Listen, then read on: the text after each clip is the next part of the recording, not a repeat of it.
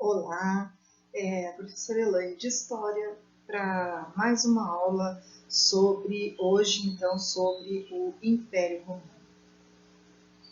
Vem comigo.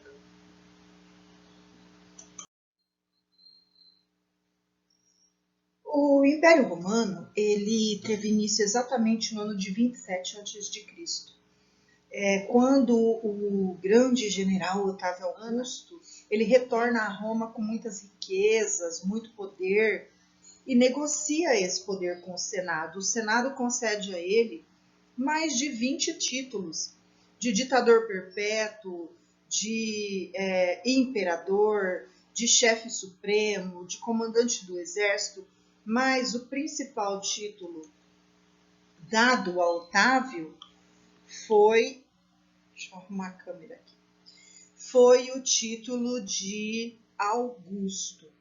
O título de Augusto, ele tem um significado prático muito importante. Augusto, derivado do latim, significa divino. Ou seja, Otávio, além de ser imperador, ele queria ser respeitado, cultuado, adorado como a um deus. E isso vai aumentar em muito o poder do imperador. Então agora, esse imperador que era chamado Caio Otávio, ele passa a querer ser chamado de Otávio Augusto. Otávio é o nome, Augusto é o título. Ele vai implantar a Pax Romana, que é um momento em que Roma não vai parar com as guerras. A guerra, o combate, a conquista de territórios, ela é essencial para a economia romana. É através disso que os escravos chegam, que os saques chegam, as riquezas chegam. Mas é a pacificação interna, porque durante os triunviratos, muitos assassinatos, muitas disputas políticas, uma crise terrível na República, então ele precisava pacificar a política interna de Roma. E é isso que ele vai fazer. Uma das medidas que ele toma é tornar o exército profissionalizado. Então, os soldados, eles vão passar a receber salário, eles vão passar a ser armados pelo Estado, eles vão passar a ser cobrados, vão passar a ter treinamento constante.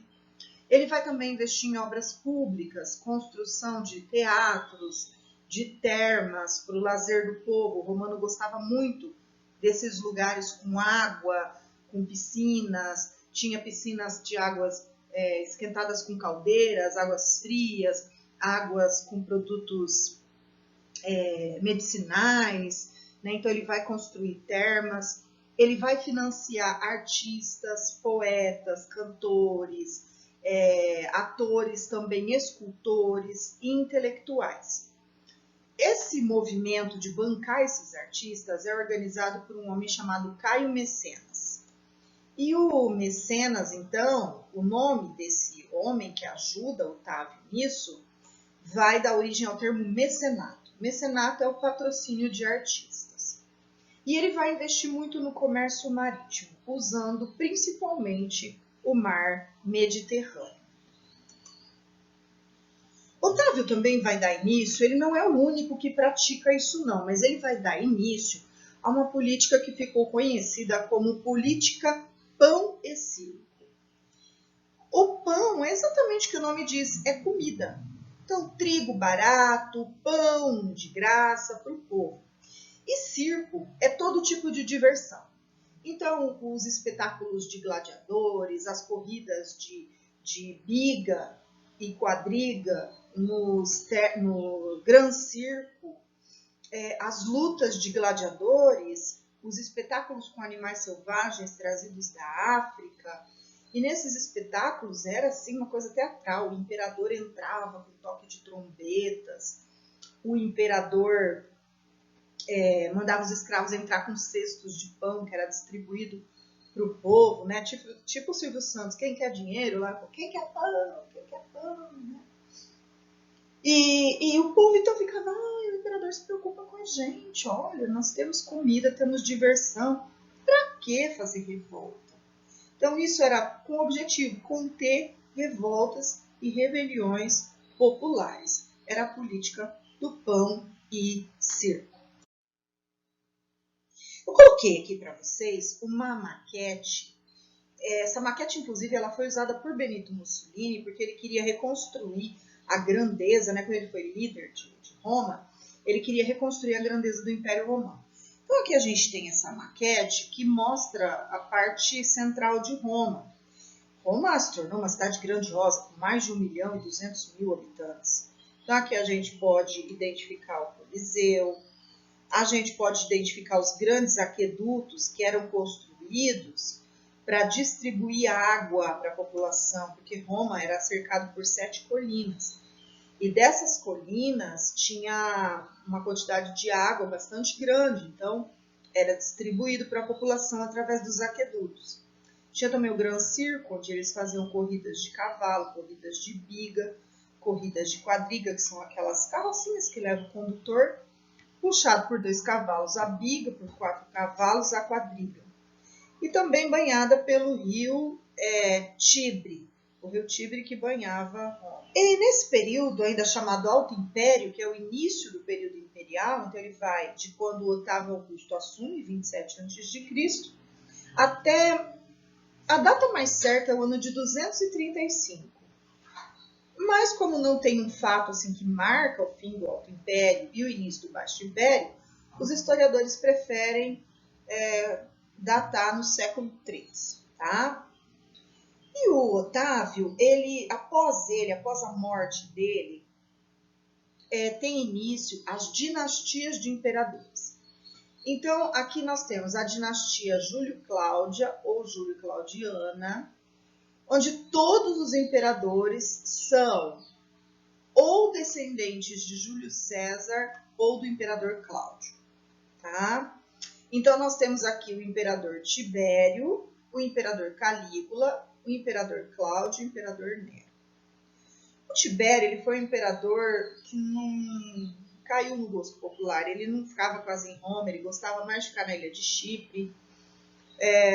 Certa vez a população se revoltou tanto contra ele que invadiram a carruagem que ele estava, jogaram ele no rio Tibre para dar um susto, e na verdade o Tibério não sabia nadar. Então, enquanto o povo gritava, Tibério é o Tibre, Tibério é o Tibre, o Tibério estava se afogando. Então, os soldados tiveram que rapidamente tirar lá as couraças, capacetes, pular no rio para poder salvar o imperador Tibério. Após a morte dele, veio o imperador Calígula. Calígula foi um exímio líder militar, tá? Incontestável a sua habilidade com o exército.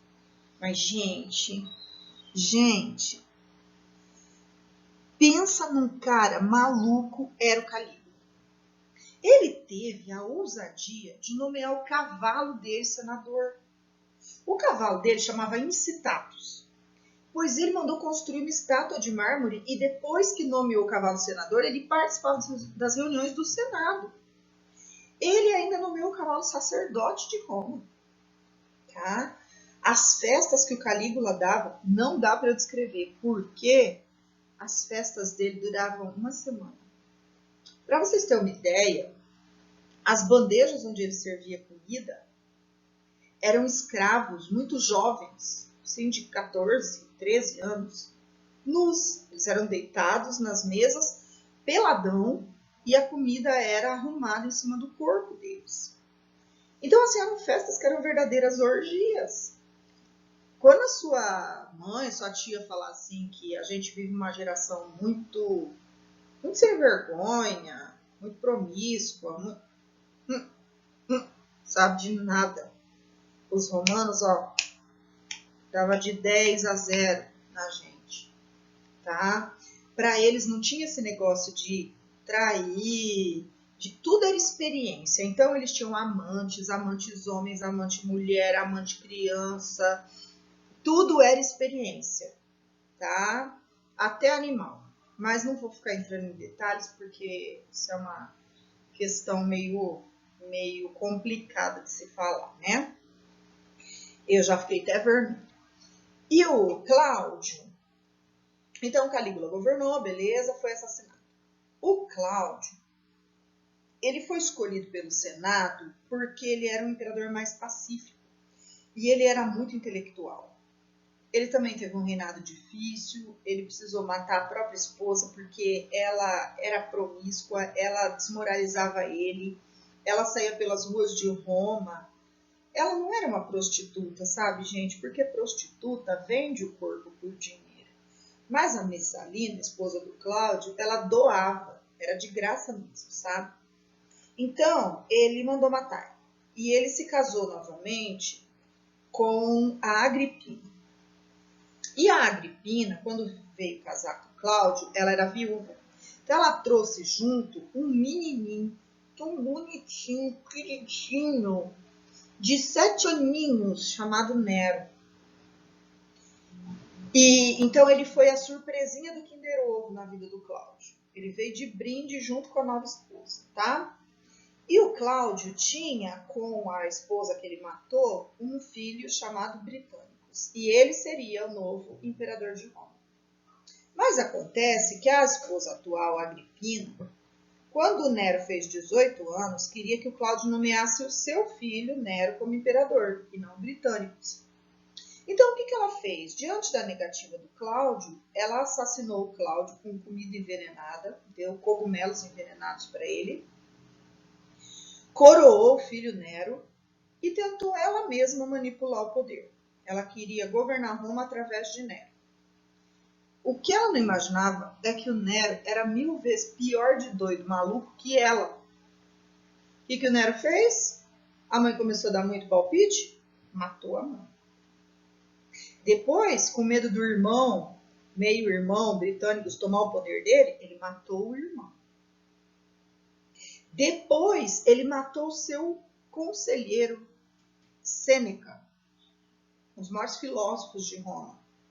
Sêneca falou para ele que ele estava passando os limites, ele matou o Sêneca. Depois, ele matou a própria esposa, grávida, com chutes na barriga. Por isso, Nero nunca teve filhos, ele matou o que ele ia ter, né? Então, o Nero ele foi se isolando, só que ele era muito hábil na guerra. Então, ele foi um bom militar. Roma conquistou muitas províncias no governo dele. A economia ia muito bem, o exército crescia. A grandiosidade de Roma não estava comprometida. Só que esses imperadores era tudo doideira, era tudo, sabe, a pessoa mais doida que você conhece é normal para perto desses imperadores romanos. Em seguida, nós tivemos mais algumas dinastias importantes, que foi a dinastia Flaviana, com os imperadores Vespasiano, Tito e Domiciano.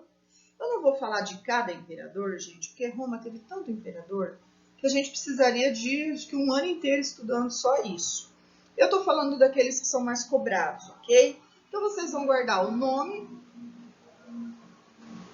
dos imperadores da dinastia Júlio-Claudiana. Falei um pouquinho de cada um deles. E depois vocês vão guardar só o nome da dinastia Flaviana. Não precisa nem guardar o nome dos imperadores, porque isso não é cobrado nas questões. Depois da dinastia dos Flávios, ou Flaviana, veio a dinastia Antonina. Ela foi uma dinastia muito próspera. Durou dos anos de 96 até 193. Como não tem o AC, é depois de Cristo. Com os imperadores Nerva, Trajano, Adriano, Antonio Pio ou Antonino Pio, Marco Aurélio e o Cômodo.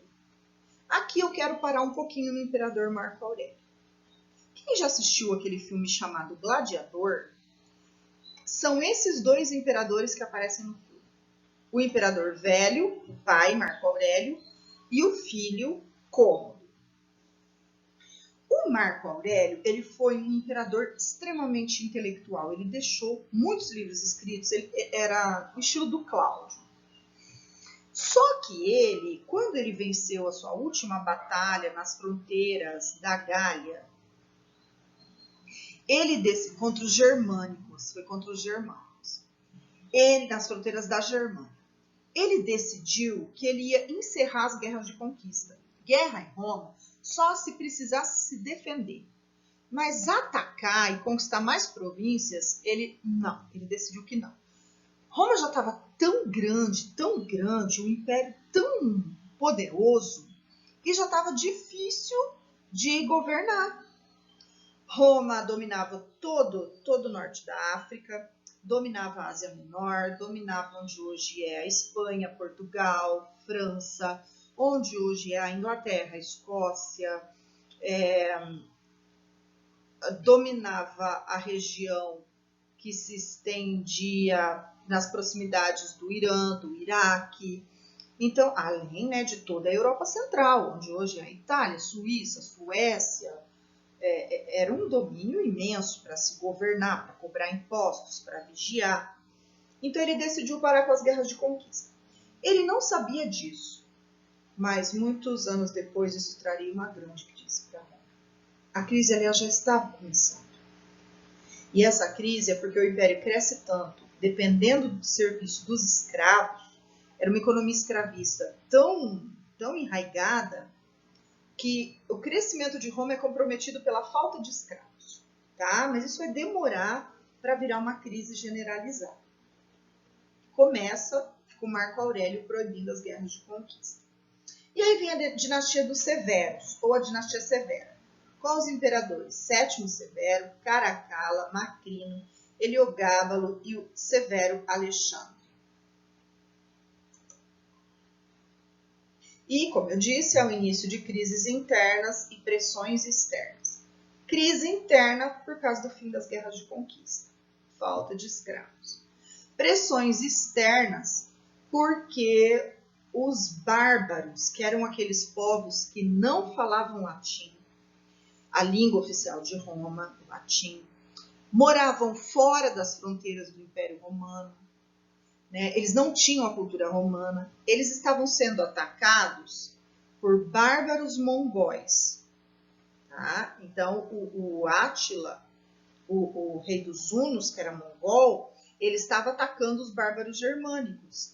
E os bárbaros germânicos, para fugir do Átila, eles estavam migrando, primeiro pacificamente, para dentro das fronteiras do Império Romano.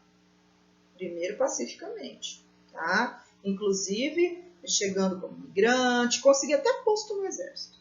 Então os bárbaros estão vindo, eles estão pressionando as fronteiras. No final da dinastia, da quarta dinastia, começa durante o século III, que aí é o fim do Alto Império, um período chamado anarquia militar. Gente, pensa num período que não dá nem para citar o nome dos imperadores. Teve imperador que durou 8 horas no cargo. Teve imperador que ficou uma semana no cargo. Foi uma crise tão grande, de líderes tão frágeis, que era assim, cada general que dominava uma província, os homens das suas legiões obedeciam mais a ele, a esse general, do que ao imperador. Então, o aumento do poder dos generais, ele é muito grande. Né? Ele é muito grande, ele tem muito controle sobre as suas legiões. Então, alguns generais, alguns militares, descontentes com o governo de Roma, iam com seus homens até a capital, matavam o imperador e escoroavam o imperador. Aí o inimigo daquele ia lá e matava ele, também escoroava o imperador. Né? Então, virou uma série de disputas com uma sucessão incrível de imperadores no trono. Uma outra questão que vai mexer muito com o Império Romano é a seguinte, aqui eu vou parar um pouquinho, é o cristianismo. Vejam, a Palestina é o lugar onde viviam os judeus, a maioria dos judeus, onde tinha o templo construído pelo rei Salomão, onde o povo judeu se estabeleceu.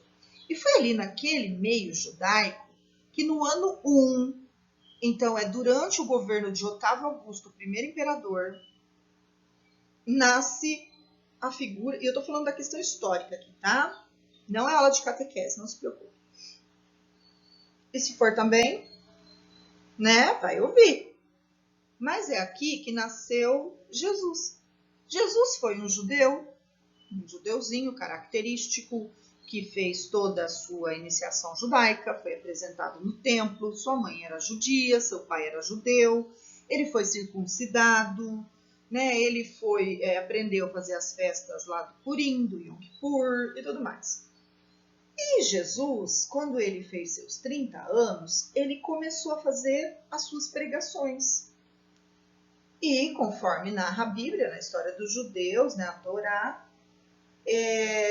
no caso a Bíblia, que é o Novo Testamento, ele começou a andar por ali, pela região, e fazer milagres, curas, ensinamentos.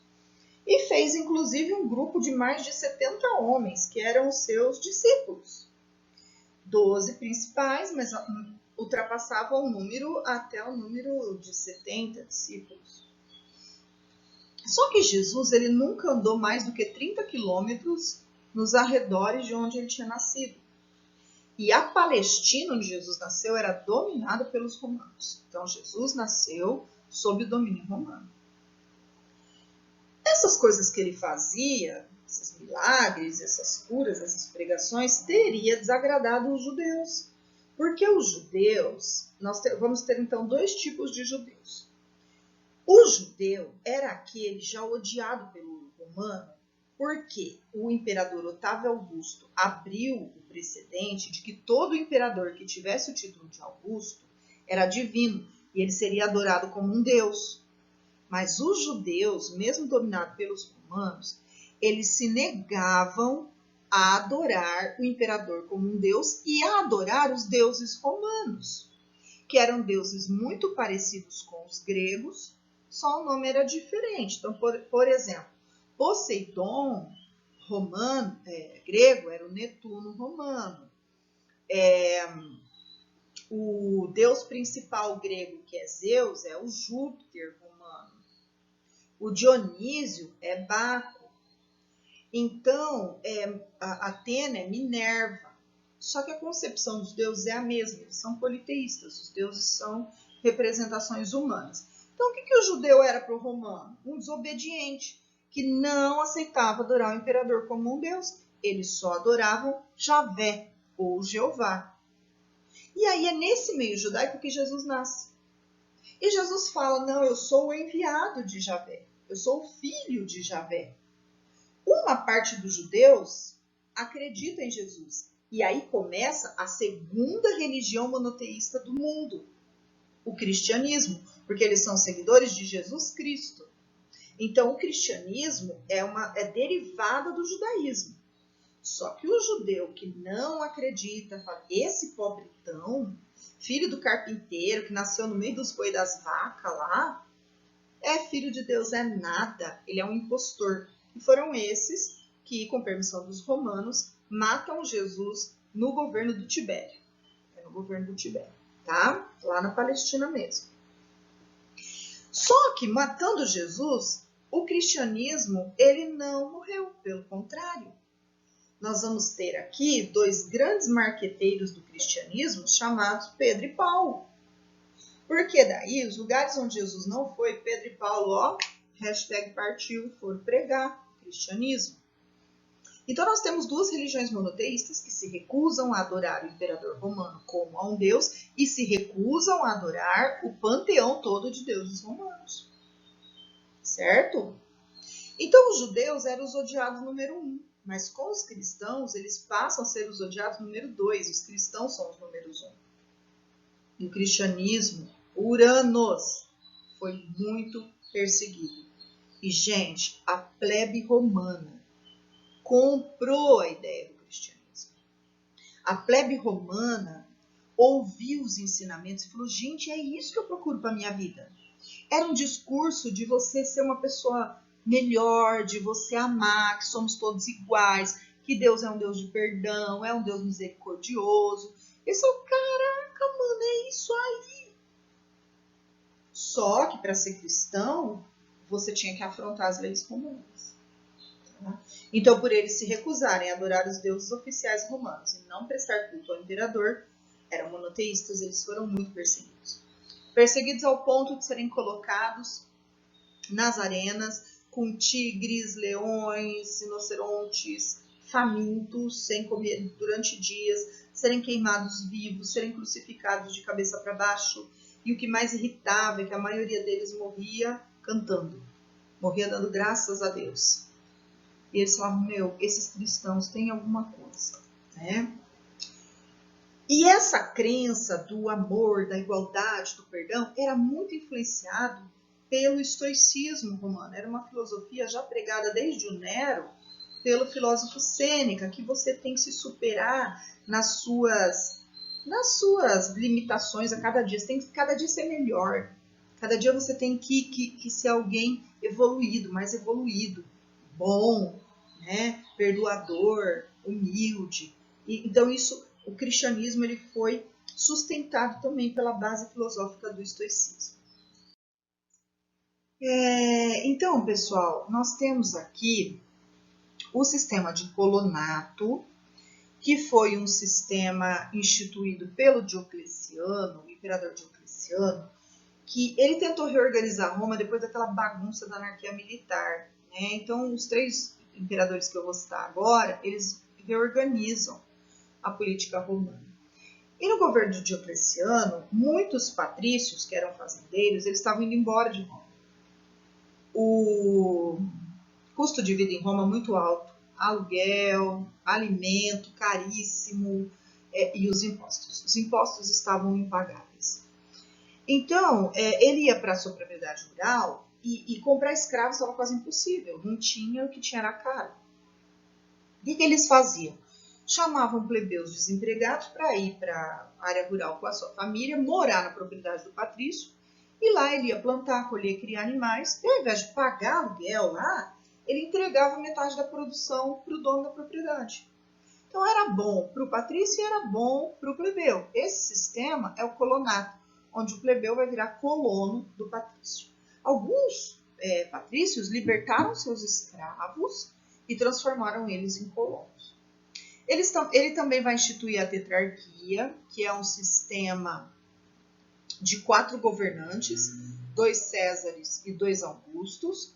Os 2 Césares governavam do Ocidente em Roma e os 2 Augustos de Bizâncio no Oriente, na Turquia. Esse sistema não deu muito certo não, tá? Só dava briga, logo foi cancelado. E ele também vai tabelar preço de alimentos, aluguéis, salários, para que não ficasse muito caro, as pessoas não estavam conseguindo sobreviver. Né? Então, a crise, né? A gente está vendo aí como que é a questão da crise do coronavírus nesses dias. Então, era uma forma de ajudar as pessoas, né? Tabelar e colocar um preço máximo para os produtos. Depois da morte do Diocleciano, vem o Constantino. E o Constantino, ele vai ser muito importante na questão religiosa. Por quê? O Constantino ele começou a perceber que o cristianismo estava incomodando. Então ele partiu do princípio seguinte: se eu não posso conter, eu tenho que ficar matando, perseguindo e tal, e quanto mais eu faço isso, mais o povo se converte. Se eu não posso com eles, eu vou me aliar a eles. O que o Constantino faz? Ele cria uma instituição, que a gente hoje chama de Igreja Católica, onde ele vai nomear líderes. Ele vai nomear alguém que seria um papa, um bispo, um cardeal. Ele cria cargos, só que esses cargos é ele quem nomeia. E essas pessoas estão a serviço dele. Então ele vai criar uma estrutura religiosa para se cercar de funcionários ligados a essa igreja. E essa igreja tem sede onde? Em Roma. Tá? Então ele vai estruturar a hierarquia da Igreja Católica e colocá-la a seu serviço. A partir disso, o culto cristão perdeu um pouco daquela ingenuidade, um pouco da... Né? Agora está a serviço da política. E ele, em 330, ele também vai fazer o seguinte: já que tinha uma sede de governo em Bizâncio, ele vai murar a cidade, ele vai tornar um lugar protegido e ele vai mudar o nome de Bizâncio para Constantinopla em sua própria homenagem. Aqui eu coloquei uma imagem do Pedro e Paulo, apóstolos de Jesus, que foram então os grandes marqueteiros responsáveis por espalhar a crença cristã por todo o Império Romano. Qual era a grande fala do Constantino ao publicar o Edito de Milão, dando liberdade de culto aos cristãos? A igreja criada por ele está a serviço dele, porque o Deus está no céu, é um Deus no céu, um imperador na terra. Então ele é o representante desse Deus.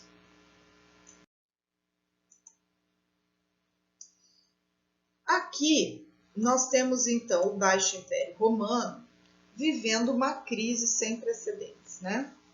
Com o imperador Diocleciano e Constantino, nós vimos lá o Edito Máximo e o Edito de Milão.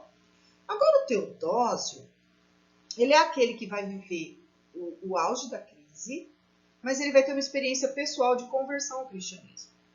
Ele estava numa batalha tentando defender Roma dos bárbaros. E os exércitos eram muito desiguais. Os romanos iam tomar uma lavada. E à noite, quando ele dormiu no acampamento de guerra, ele sonhou com um ser luminoso que, descrevendo, os cristãos falaram que seria um anjo, mandava ele pintar o signo. O signo é um símbolo da cruz em tudo que fosse de Roma. Escudos, capacetes, barracas, tudo. E ele acordou de madrugada e fez o exército todo pintar, riscar, desenhar a cruz. E a cruz é o símbolo dos cristãos. E eles atacaram os bárbaros, o que não era esperado. E eles venceram, foi uma vitória surpreendente. Então ele falou, aquele ser de luz que falou para mim sobre esse símbolo vencerás, era o símbolo dos cristãos. Então esse Deus de vocês é realmente o Deus verdadeiro.